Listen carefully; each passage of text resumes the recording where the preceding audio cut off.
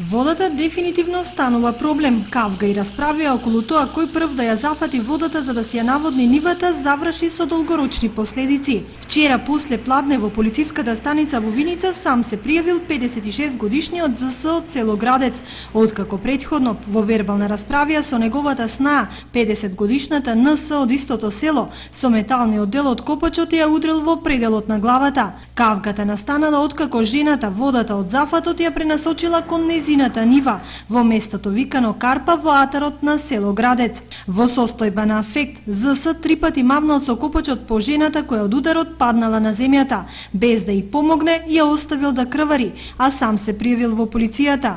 Во меѓувреме, жената во тешка здравствена состојба веднаш е препратена во клиничкиот центар во Скопје. Деверот е приведен во полициската станица во Виница, каде му е утврдено присуство на алкохол во крвта од 1,63 промили, а извршен е и преглед од психијатар. По увид од јавниот обвинител и истражниот судија, на лицето ЗС му е поднесена кривична пријава. Неофицијално дознаваме дека од ударот 50 годишната НС се уште е во кома, а видот веќе целосно го има изгубено.